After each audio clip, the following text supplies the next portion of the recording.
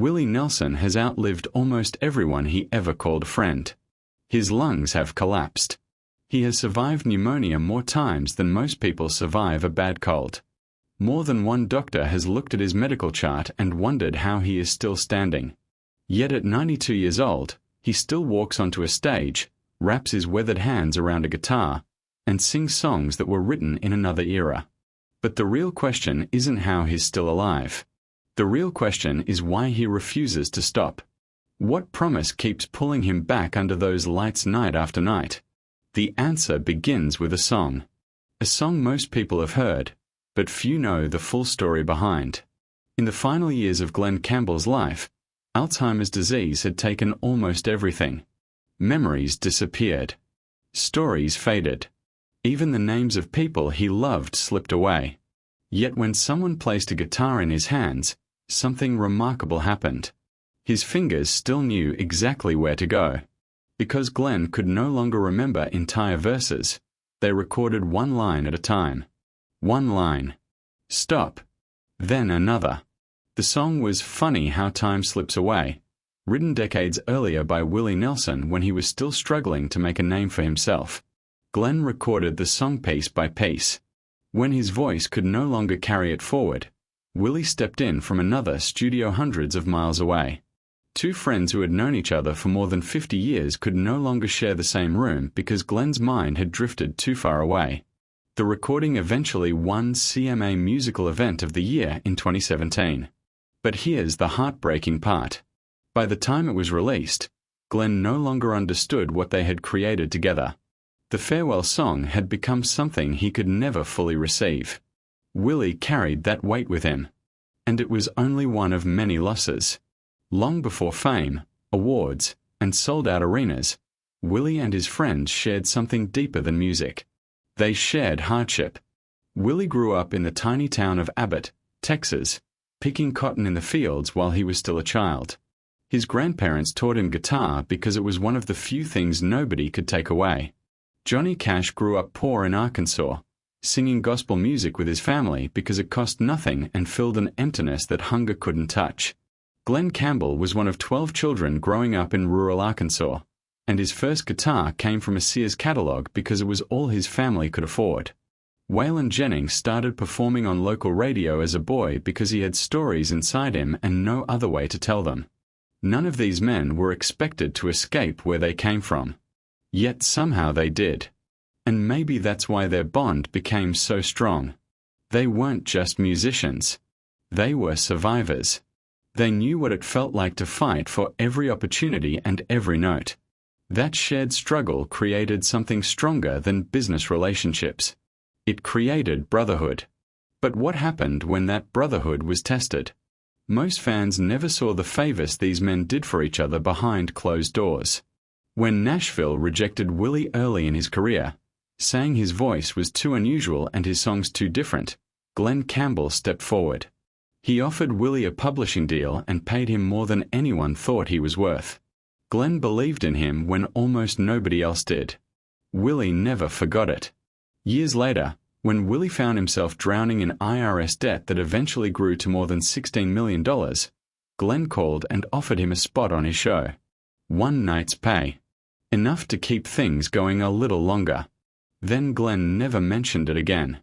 Not because he wanted recognition. Because that's what friends do. Waylon Jennings had his own battles. During some of the darkest years of his struggle with substance dependency, Willie found a way to reach him. He cut off his famous braids and sent them to Waylon through Waylon's wife, Connie. It might sound strange to outsiders, but Waylon understood exactly what it meant. It was Willie giving a piece of himself to a friend who needed strength. Waylon kept those braids for the rest of his life. But while these friendships grew stronger, something else was changing. Country music itself was changing. And not everyone liked where it was going. There came a time when the industry seemed ready to move on from the very people who built it. Merle Haggard, one of the most influential voices country music had ever known, spent decades writing songs about working people and real life. Yet after publicly criticizing executives over unpaid royalties, doors began closing. Calls stopped getting returned.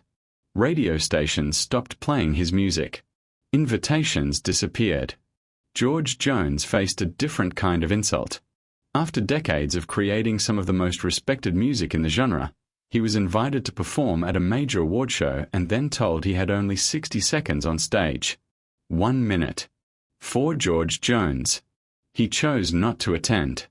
Some things, he believed, weren't worth sacrificing your dignity for. Both men openly criticized the direction country music was heading. They felt it had lost its soul. Willie watched all of it unfold. He watched friends get pushed aside.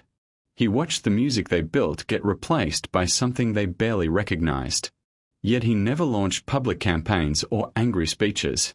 He simply kept playing. Because he understood something important. Real music doesn't need permission to survive. Then came the losses. One after another. Waylon Jennings died in February of 2002 at the age of 64. His final words carried the same stubborn spirit that defined his life. Don't let the boys stop playing my music. It wasn't a request. It was an order. Willie didn't grieve publicly, but people close to him noticed a change. Something settled into him after Waylon was gone. The following year, Johnny Cash lost June Carter Cash, the love of his life.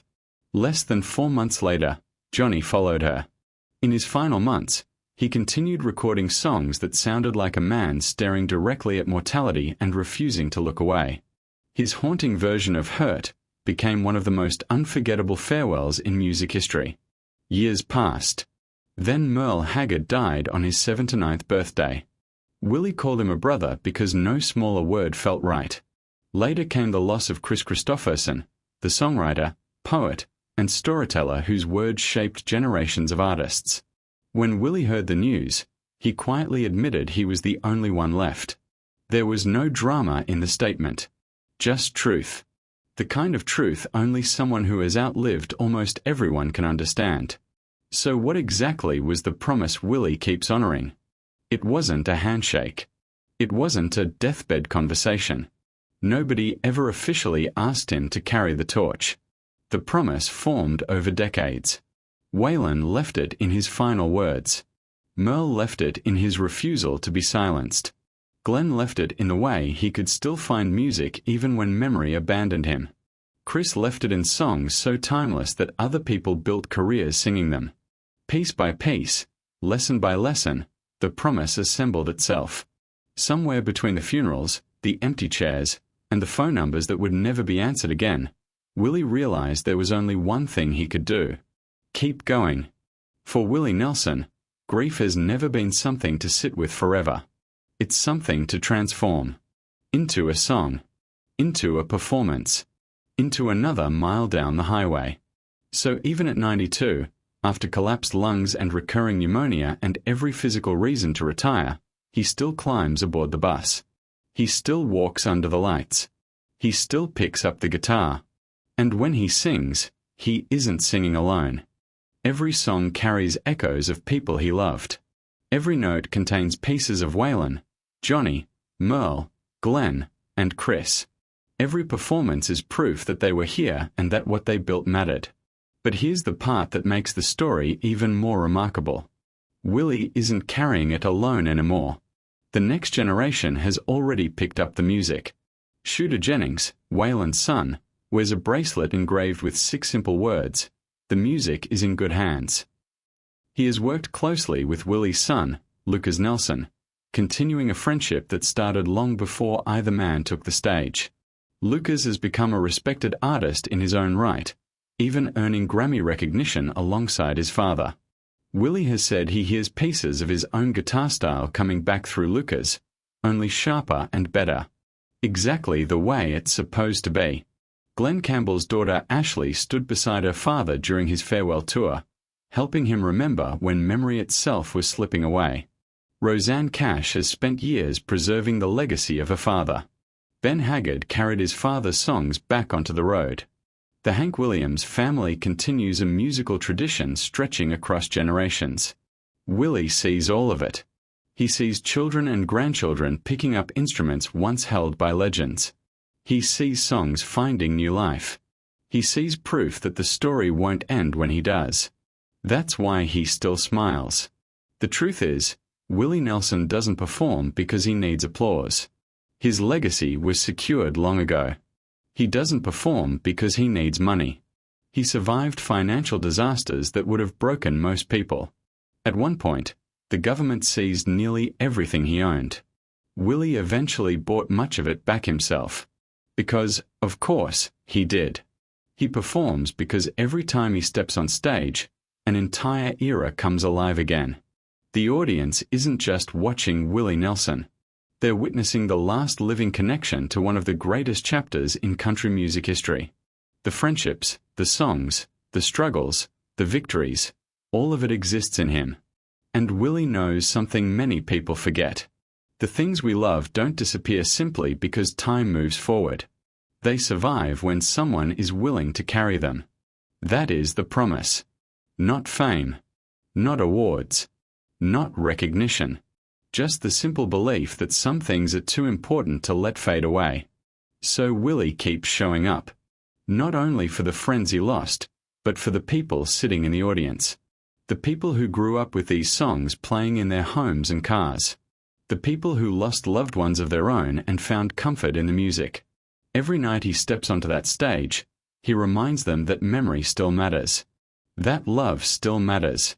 That the voices of the past can still be heard if someone is willing to keep singing. At 92 years old, with every reason in the world to rest, Willie Nelson is still carrying that promise. And every time the lights come up and the music begins, for a few precious moments, all of them are together again.